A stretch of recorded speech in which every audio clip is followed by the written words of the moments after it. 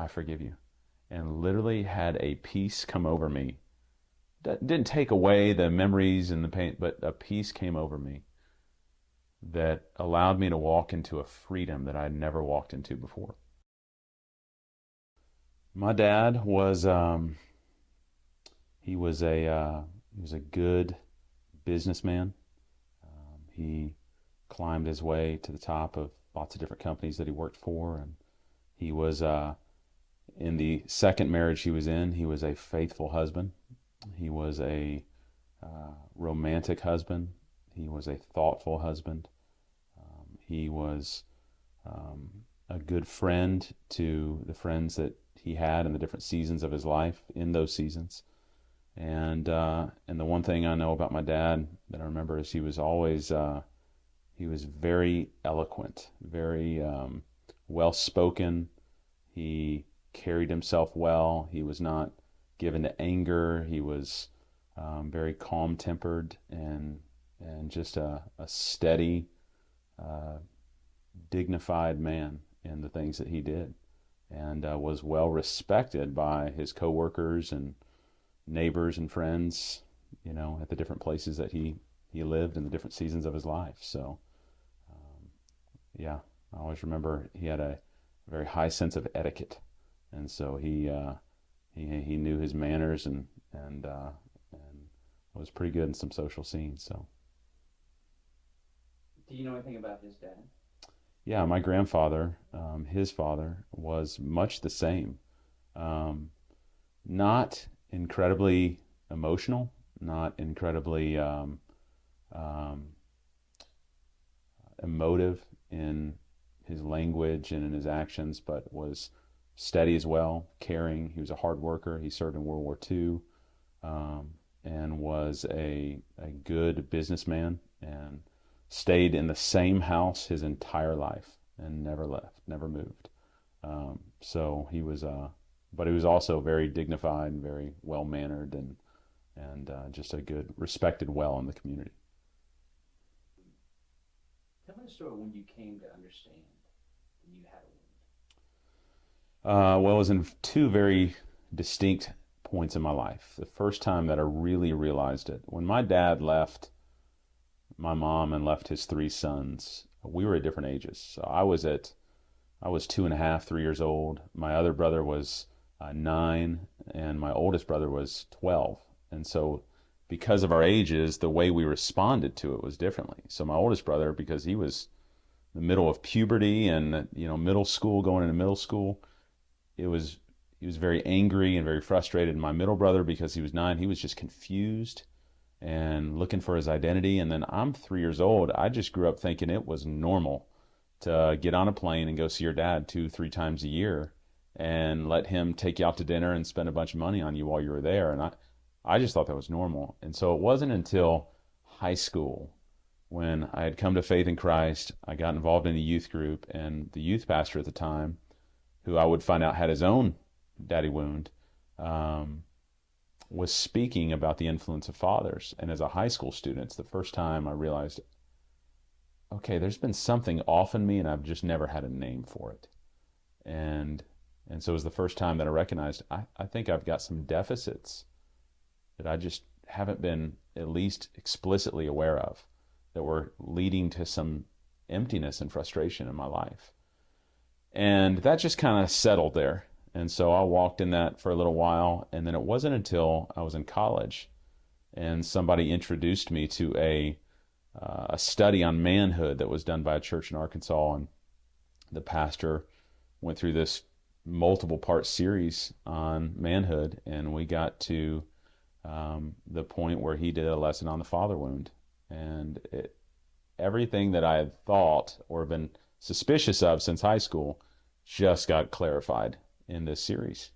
And that there were indeed deficits that I had, longings that I had, and frustrations that I had, and just pains that I had from my dad not being there growing up, and a lot of question marks. And it's the first time that I was not only informed about the wound, but really processed the wound in both unhealthy and then healthy ways.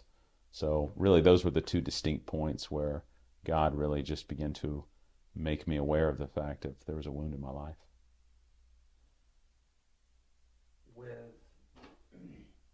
looking back as a result of that, Mm-hmm. uh, how is it that God connects the dots with your behavior versus the wound? I think, what I came to learn is most men that have father wounds tend to act them out either in expressive behaviors or they begin to hold them in through suppressive behaviors. And I had a little mix of both. Um, I had an inner sense of confusion about who I was and what the Sumlin name meant. I had many practical things that were missing from my life that other kids had from their dads who were present. Just basic stuff, how to get dressed and tie a tie and know how to work on cars, things like that, that I just had no clue about and was never a self student of. And and then there was just, I think, some emotional fractures that were there from conversations that misfired when I was a kid with my dad, and that turned into more of bitterness towards the fact that how could you leave? How could you do that to your kids? How could you leave us with this? And so some of that was acting out and me pursuing an identity in the wrong things. And some of those were holding them in and not wanting to identify what they were, not wanting to face them, not wanting to have the conversations that needed to be had with my dad. And so it was again through some of these studies that I was doing that began to expose that and go, hey, these are symptomatic of some things going on in your life that you need to take a look at. Yeah, I think I went through multiple phases of different feelings. I mean, when I first began to identify that I had a father wound, it first manifests itself in just really kind of frustration and bitterness and thinking, now why did he leave? Why did he walk out on us? Did he not? I mean, was it something we did? Did he just, were we making it too hard on him to be in the home? Um, and I think so. At first, I started kind of pointing the finger at myself and going, well, man, maybe I just wasn't what he wanted. And so you feel a sense of, man, it's my fault, or, and then transcends into, abandonment. And then it leads to, no, wait a minute. I mean, I was 3. I didn't do anything, it's him. And then it turned into frustration that evidenced itself in anger and blaming him and just getting mad at him. And I probably lived there for the longest, just mad at him that he made the choice. He had a choice and he made it. And then when I began to address the wound, it began to really turn into just not self-guilt or not blaming him, but just turned into just loss and just going, I just miss him. And it's not putting a fault on it anymore. It's just going, man, I just wish I had you. I wish you were there for this. I wish you were there for that. I wish we had a relationship right now.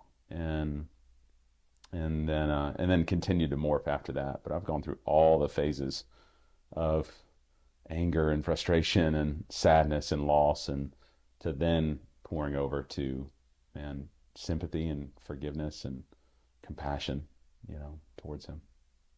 What are the good things you learned from your dad? I've thought a little bit about that. Um, I didn't have my dad, but 2 times a year for 30, 35 years at the time. And so I had to pick up little pieces here and there.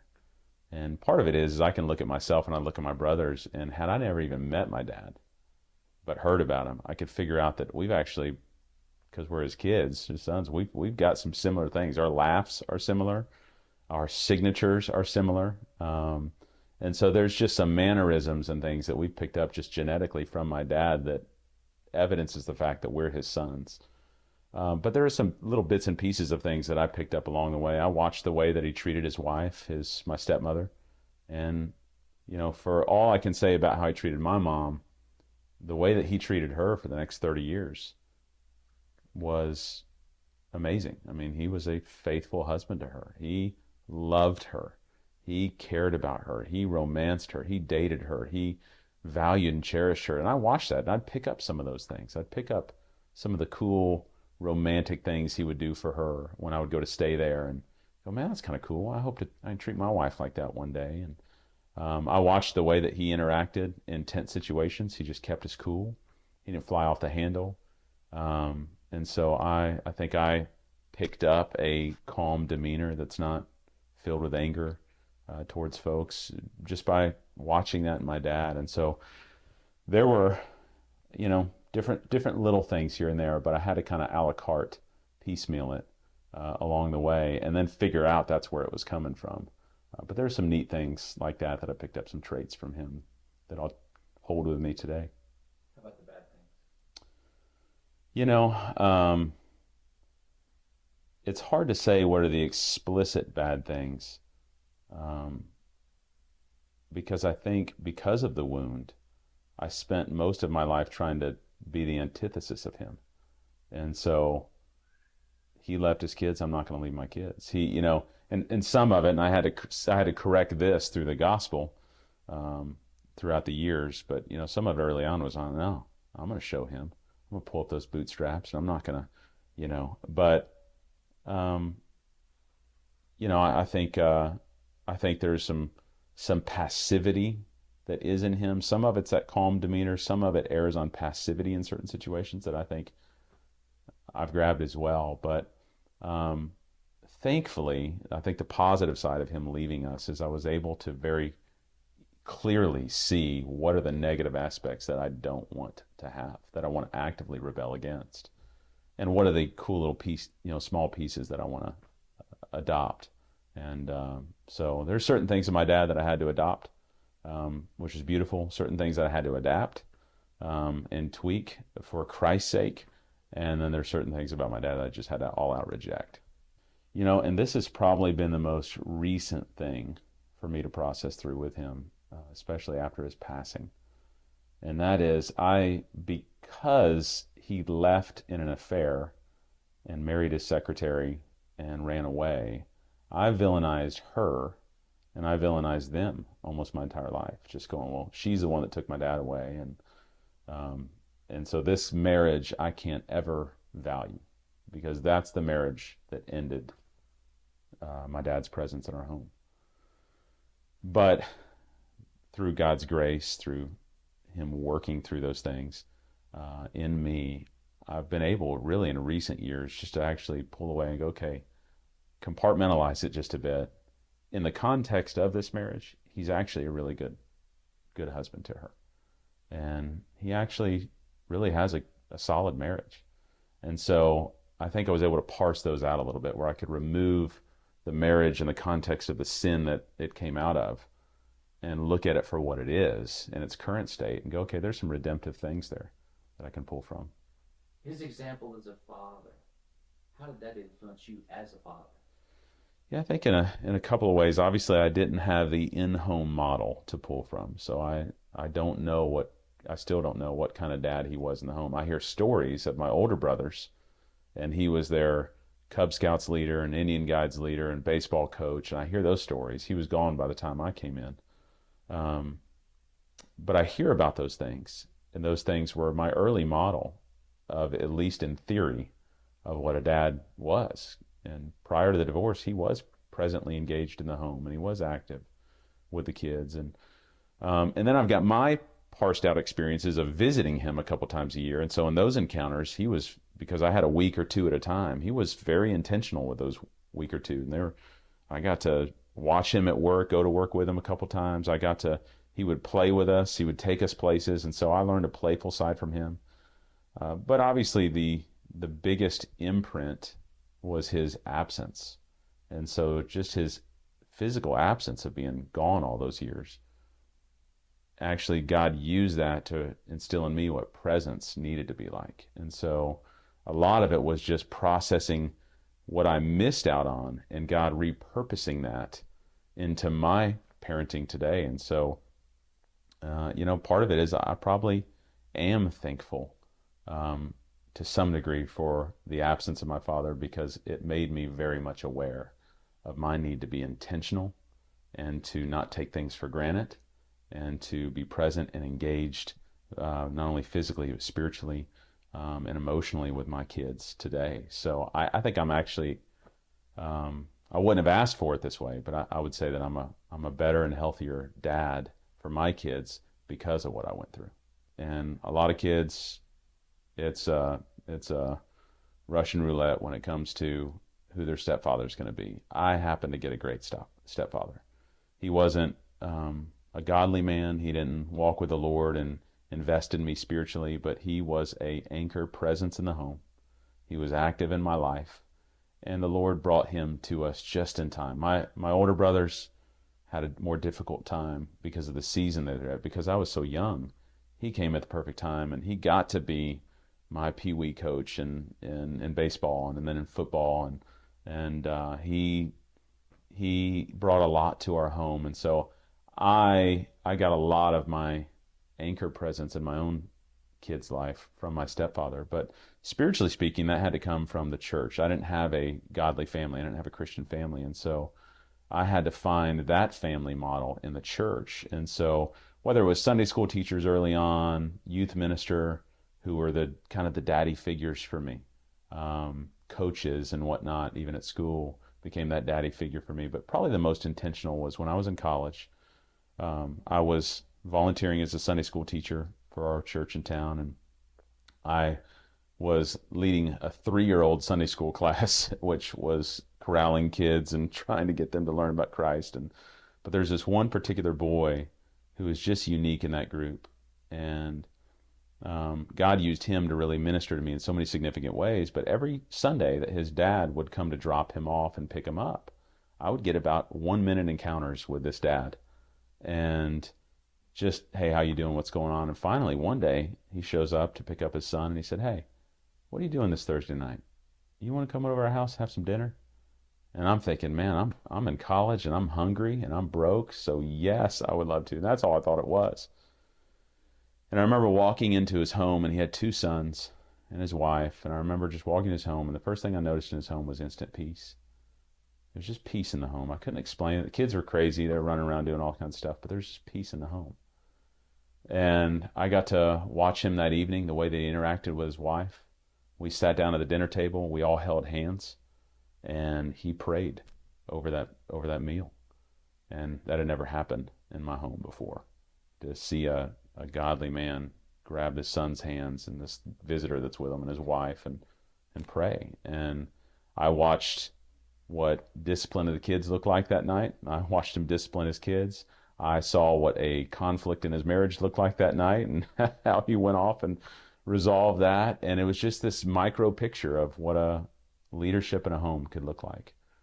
And that one Thursday night turned into me coming back the next Thursday night, and that turned into a year and a half of every Thursday night having dinner at his house. And I literally got a model of what it meant to be a godly husband and a godly father from having dinner in that man's house, by him inviting me in his home and letting me see it, the good, the bad, and the ugly. And and so those encounters, as well as just daily time with the Lord, and the Lord chastening my own heart and showing me what it means to be a father from the fact of how he fathers me, of how our God fathers us as the eternal Father. Um, all those things, the Lord was just gracious to bring all those pictures into my life, into a home where my biological father wasn't present. How did you find forgiveness for your dad? That was the big one. So probably I'm 38 now, almost 39. About 7 years ago, my early 30s. I'm just had my first 2 children, I think, at the time, and I was going back through the authentic manhood study that I had done when I was in college, and I'm with another group of men. We're going back through it, and we get to the father one again. At the end of that series, we're challenged to go deal with the wound. And so if you've got a wound and you recognize this, Don't sit by and wait for your dad to come to you and apologize and tell you sorry and all these things. Go find him. If he's still alive, if he's still present, if he's still available, go seek him out and ask for it. And I thought, man, I just, I didn't do it in college. I'm thinking, I can't do it now. There's just no way. And all the years of my dad leaving, we had never talked about the divorce. We had never talked about the affair. We never talked about him leaving. It was just me going, visiting, enjoying time with him, and then coming back. And so we just never had the conversation. And so my buddies encouraged, at least start just praying about it. And so sure enough, I just start praying, Lord, if you want me to talk to my dad and confront this and get everything out, then you're just gonna have to open this door because I don't know how to do it. And literally that week, something crazy happened. My dad emailed my brothers and I blasting us for something which he had never done before. Never. And it was for some misunderstanding of something. And he just emailed us and told us, his thoughts on it. And my oldest brother lashed back at him. My middle brother didn't even respond. I thought, okay, this is my opportunity. And I just emailed him back and I just said, hey, Dad, I've been thinking a lot about our relationship. And I just think that this email just brings to the surface the fact that there's a lot of stuff under the surface between you and us as your sons. And I think it'd be great if we ever got the opportunity to sit in a room with you and let's just talk about the divorce. Let's just talk about all these years. And I hit send and I was like, oh no, what's going to happen out of this? And sure enough, he emailed back and he said, you know what? I think that'd be a great idea. I'm going to fly down there. He was living in Nebraska at the time. He said, I'm going to fly down there. And we just could not believe it. And so we set up a time. So my dad flew in and we sat in a living room, my brother's house. And it was my dad on the couch, all three brothers across from him, like a tribunal. And we're all sitting there and, okay, let's do this. And this is the first time in our whole life we're going to talk about this. And so what we did for the next probably 5 hours, I don't even know how long it was long, is one by one, each of the brothers and I just opened up and shared with our dad everything we've always wanted to tell him.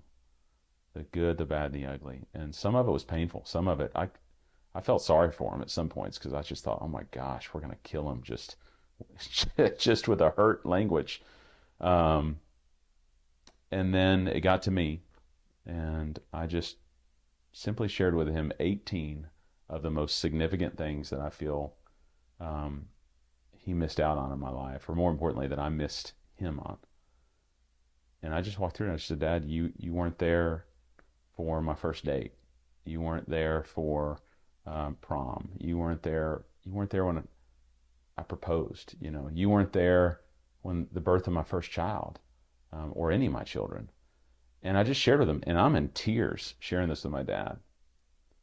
And in that moment, everything got released. And I didn't spew venom on him. I just told him, I loved you, I missed you, and I wish I could have had this. And we asked questions. Why did you leave? And I wish I could tell you that in that moment, my dad just broke down, started crying, and said, I'm so sorry. And I'm sorry for the pain I've caused you. And I wish I could tell you that even after that encounter, we rekindled this relationship, went fishing, and, did all these father-son things. It didn't happen. My dad never said he was sorry. He never said he regretted. In fact, we asked him, do you have any regrets for walking out on a family? And he said the only regret is that he wished our stepmother would have been our biological mother. And not what you wanted to hear. And there's still so much pain there, but this is what I can tell you. In that moment, I literally, emotively, physically forgave my dad. And I just looked at him and I said, you probably don't need to hear this, but I need to say it. Your leaving hurt me, and I've kept it in all these years, and I'm letting it go now. I forgive you. I forgive you. And I love you, and I don't know what's going to come of this, but I forgive you. And literally had a peace come over me. That didn't take away the memories and the pain, but a peace came over me that allowed me to walk into a freedom that I'd never walked into before. and it just wasn't hovering over. This cloud that had been over me dissipated, it was gone, and it was literally nailed to the cross. And I walked in freedom, and I just gave it over. And so, even though nothing reconciled out of that moment, that conversation that day just took the pack we've been carrying and just gave away to the Lord. The issue with fathers is simply a symptom of the real issue, which is the sin in our lives. And so we live in a broken and fallen world. And when man chose to rebel against God in the garden, that's when everything went counter to what God's created purposes were. And one of those purposes is that dads would be the spiritual leaders, would be engaged with their children and would be present with them. And when sin came about, we rebelled against God and ran after our own selfish ways. And so I would say, I think that for me is the root symptom, that's root issue that's behind everything in the brokenness in our world. And until that gets reconciled with the cross, with Jesus Christ, it'll never auto-correct itself. But one of the primary symptoms that I've seen all over the world, but I think specifically in Western culture in America, of sin is the selfishness that's in the heart of fathers. And I think because of sin in their hearts, they have rebelled against God's created order towards the home. And they have chased after their own selfishness. And I wrestle with it in my own heart every day as a father. I press against my own selfishness. It's just simply the grace of God that keeps me from carrying that out to its furthest end and leaving my family and walking out on my wife and kids. But I think certainly in our American culture, the issues and the breakdown in the home are at an unprecedented level and stem from fathers who are abdicating their responsibility to lead and nourish the home spiritually as they were called to do. I think the pride of our own hearts. I think we want to be strong on our own. We don't want to admit failure. We don't want to admit weakness. And I think that's the lie of old, even from the garden, was the serpent. God lays out his clear plans, and serpent comes along and says, "No, God didn't mean that. He's holding out on you." And I think even to this day, whether it's the dad that leaves the home, or whether it's the son or daughter that's wrestling through the absence of that father, there is a pride within us that wants to go, "No, I am self-sufficient. I don't need God. I don't need his grace. I don't need forgiveness. And I don't need to face these wounds that I'm encountering. I need to run from them, and I need to pursue, and I need to self-medicate and these things." And so I think inside of our hearts, our own pride becomes our own downfall. And somehow thinking that we can do this on our own, and we can ignore it and put up the walls and act like it's not there, and then medicate it in some either expressive or suppressive behavior, ends up being our own downfall. I totally bought into the whole idea of success. Mm-hmm. I need to make a lot of money. Oh yeah. Why do you think men buy into this concept? Yeah. First of all, it's the lie, especially of our Western culture. The pragmatics of consumerism, the pragmatics of what we have morphed into the American dream. And so our country, first of all, sells that to us. That doesn't come from God. That comes from man, who tries to convince us that our identity is in these things. And until we succeed and accomplish in the eyes of the culture around us what it is they say we need to succeed and accomplish in, then we will chase at those things at all expense. And so I will sell out my home, I'll sell out my family, I'll sell out my wife, I will sell out my moral compass, I will sell out everything if it means that I can be significant in the eyes of my work, of the money that I can earn, and these things, because that's what our world says that's where your ultimate value is. And I think because of that, it's this carrot that's put out in front of us in this never-ending cycle. And until someone, and I would say God, breaks in and counters that, breaks our identity grip on that and goes, no, you're significant in me. So you can rest in those things. And then out of that, understand what are the greater purposes I've called you to. That your home provides the greater currency than your job or your success ladder that you're going to climb. And so make your deposits there rather than here, and make them count for eternity, not for the temporary accolades of our culture. Watch the Father Effect movie for free on YouTube.